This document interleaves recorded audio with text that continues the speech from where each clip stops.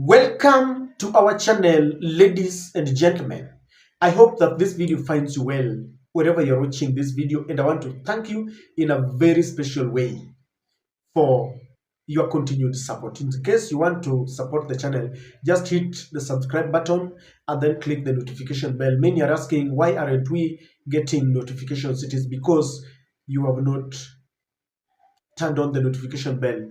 Please give this video likes. It goes a long way in promoting it, and all our returning subscribers and our supporters, I want to thank you once again. Ladies and gentlemen, I want us to start by listening to two ODM senators. That is the Kisii senator, I would call him a super senator, Richard Onyonka, and the Nairobi senator, who also doubles up to be the ODM Secretary General. And the reason I want you to listen to them is because they have said that they will continue to check the government despite their party donating some members of parliament to help William Ruto in distinguished cabinet slots. Mimi nimesikia Eugene anasema kwa sababu mimi niko ODM, mzee alienda kucheza ball na William. Mimi siingii kwa hiyo uwanja. Waacha mzee akae na serikali, mimi nita remain opposition, ni mtu wa ODM na nitakuwa nasema makosa ya serikali kwa heshima. Thank you and God bless all of you. ODM remains an opposition party. We are a member of the minority party in the National Assembly. And in the Senate, and we will continue to execute our role in that capacity. I was elected to the Senate to exercise mandate in three ways: to legislate, to oversight, and to represent. And I would dare anyone to tell me where I have failed in any one of those three mandates. Remember, I tried to be, or I had aspired to move from my position as SG of the party and move up to the deputy party leader's position, which in my view was a promotion. But I was given this story about heart, that there are certain positions that are at the heart of the party, that you cannot vacate to seek others, and so on and so forth. So it's very...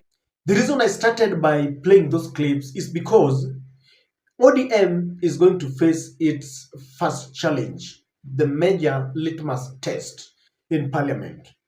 The Githunguri member of parliament, Honorable Gathoni Mushomba, is saying that UDA has sneaked in a very retrogressive bill in parliament. This bill goes against the letter and spirit of our constitution.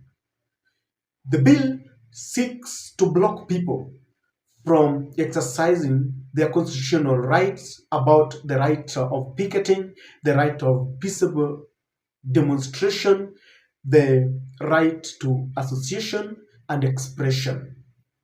And Gathoni is explaining that when you want to demonstrate, you need to notify a police officer and you wait for a police officer to reply. I want you to imagine that you've written a letter to a police officer. You've taken, for example, to Central Police Station, and then you are waiting for them to write back, telling you that, yes, we have accepted. Whether that is possible. Currently, the law simply demands that you notify them, then they will provide security. And I want us to listen to Gathoni Mushomba, and you'll understand why I'm saying that ODM is going to face its major challenge. Notice, and the regulating officer must give conditions on the carrying out of that assembly. Therefore, the regulating officer must write back. So how many of you think that the police officer can write back and allow you to demonstrate? Now, this bill proposes a liability of the effects of the demo and assembly to the convener of the demos and sets out prohibitions of the demo. This bill puts and appoints a marshal. The convener must appoint a marshal and declare that marshal to the police officer with whom carries the responsibility of demonstrations. The regulating officer, who must be a police officer or a police officer serving above the rank of inspector may stop demos, may prevent assembly, and may stop that without writing. Anybody who participates in an unlawful demos or assembly, or a convener who organizes and is concerned in holding those demos is liable to committing an offense under Chapter 6 of the Penal Code, and is liable to imprisonment for 1 year. A convener will be responsible for cleaning up the mess after the demo, and will be charged for the cost of clearing the mess. No shouting or uttering words that may be calculated to or likely to cause or encourage violence against another person. Don't wear clothes that look like those one of police officer or defense forces, and don't wear masks when you're assembling or when you're picketing, and you should not change the route of the demo that you had declared. If you do so, you'll be fined 100,000 shillings or 1 year imprisonment, or both. This bill is a retrogressive bill and must not be allowed to see the light of day in Parliament. As a member of Parliament, I must stand to oppose this bill. My work is to do civic education. You will agree with me that someone is hell-bent on taking us back to the dark days. How can a member of Parliament just wake up and think of introducing such retrogressive bills? I mean, sometimes power corrupts. And I was telling you that the timing of this bill is also very suspect, because the UDA brigade is bringing this bill because they can count on the support of ODM. They are now working together despite the fact that we are still being told that ODM is in opposition. And I know there are individuals who are not very happy with these arrangements of Kenya Kwanza and ODM. So they are counting, and that's why it is going to be very, very important to see how the ODM is going to navigate this. But because in politics everything happens for a reason, and they want us to scrutinize who exactly is being targeted with this bill. Why is the government introducing this bill now? And ladies and gentlemen, you will agree with me that this is happening just a few months after the Gen Zs gave William Ruto sleepless nights. For the very first time in William Ruto's career as a politician, he witnessed one of the mother of all demonstrations. He succumbed. He had to run to Raila Amolo Odinga. He begged him to help him because things were getting out of hand. He even explained that some people, infiltrated the demonstrations and they wanted to topple his government. So the first person who's being targeted is the Gen Z. And I can mention people like Marco Ure and Morara Kibaso. Even though they stopped the demonstrations, you've seen them going for sensitization. They're on top of vehicles. Just the same way William Ruto is campaigning, they have started theirs. And they are telling people, we need to wake up. We need to pressurize this government, to hold the government to be accountable.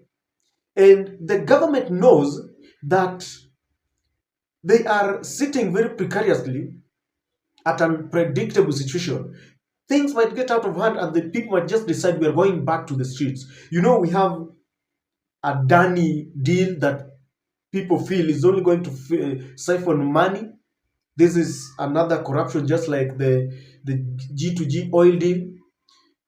That the government, we were told that William Ruto, Rigathi Gachagua, and Musalia Mudavadi have increased their allocation of foreign traveling, despite William Ruto giving us austerity measures that were going to curb the amount of money that they use for foreign trips. So people are very tired. There is a lot of corruption. And they understand that it might explode anytime. And that's why they want to be on top of the game. They want to be ahead of their time so that they put restrictions. But when a nation is tired, there is no amount of legislation that you can create to bar them. The only thing they need to do is to do things the right way. Number two, they are also targeting unions. and human rights groups, because we are at a time when everyone is tired. You've seen sometimes teachers wanted to go on strike, doctors wanted to go on strike, civil servants, Matatu Owners Association. Kenyans now understand that the only language that the government will listen to is the language of picketing and demonstration, and they are also being targeted. All those restrictions that are given there. This is also coming at a time when they want to test the level of loyalty of ODM as a party. They are now working together, but it is they are divided. There are those who feel now that they are deep inside the government, but others are saying that the individuals who are working with the government, when they are in their own capacity, not ODM, they are saying there is no any signed deal between ODM and UDA. So it is going to be very interesting to see how, if this bill, because it's already, I think, on the floor of parliament, and we want to see how they're going to work together. So some experts also believe that should Raila miss out on the African Union Commission chairmanship, then he might come back breathing fire. He might come back, as they are saying that they're not working with the government. He might just pick it from where he left it and start, putting Ruto to pressure. And that might lead, people going to the street. So it can also be another plan to ensure that ODM is targeted in this. They might think that they're in government. One leg is in the government, the other is in the opposition. They could also be targeted here. Azimio, people like Kalonzo, Eugene Wamala, I don't know whether they have the capacity to call for a mega demonstration, but they could also be targeted because people can always push you. People can say, we are ready, just take the front line. So there are several people who are being targeted. But ladies and gentlemen, I want to say that it is very wrong. Whenever we are making a constitution or we are making constitutional changes, we've got this penchant of targeting individuals.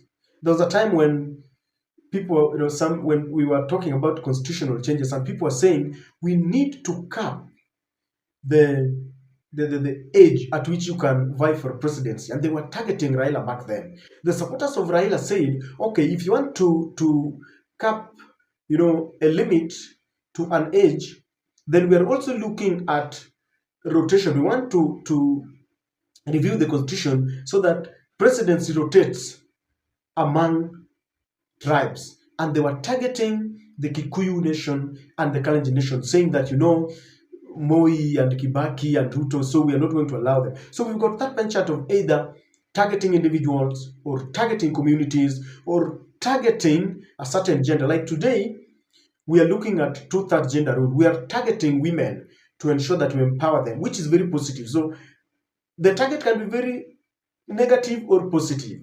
And sometimes people just target an age group. Like this time, Gen Z became a thorn in the flesh. You might just see another legislation coming in targeting a particular age. But it is very wrong. When we make laws that are targeting individuals, those laws cannot stand the test of time. Anytime you have the privilege of sitting in parliament as a legislator, because you have to exercise your role as a representation, oversight, and legislation. Our parliament is gone. They are not doing that anymore. You saw how they protected and saved Mythical Inturi when it was very obvious that that docket was being messed after the fertilizer scandal. They are used to rubber stamping what the executive wants. That is why things like Finance Bill 2023, Finance Bill 2024 came about. Of course, we have a few who are very, very straightforward, who are listening to the electorates, who stand on the cause of their duty. We need to make laws that will be remembered, that will guard the future generations. That is how a nation can grow. But we have an executive arm of the government, or a government that wants to mutilate our constitution as long as it fits them. Things change. Politics is very dynamic, ladies and gentlemen. Today, you could make such laws thinking that you are in government. You can never be in government forever. power is transient. Today, those who are in the government were crying foul that Uhuru was targeting them. And these parts tell them that William Ruto, and the way William Ruto is sitting on a very shaky ground, I wonder whether William Ruto will make it in 2027. If he doesn't, then should we be making laws that will target them? The law must take its course. For example, if people are corrupt, then they should be taken to court. That cannot be said that, oh, you are targeting us. But when we make such laws that are only targeting individuals, laws that will exempt others, like right now, I understand that there are people. The other day I was reading that UDA as a party does not pay taxes. Yet William Ruto keeps on saying that kulipo shuru ni kujitegemea, ni jukumu letu. It is very bad. I want to urge our parliamentarians to ensure that they make laws that will stand the test of time. It is like when you are digging a hole for your enemy. It is always advised that dig it in a level where if you fall in it, if things happen that your enemy does not fall and you're the one who finds yourself in the hole, then you can still survive. And that is the way we should make our constitution. This provision that they want to bring to parliament is unacceptable.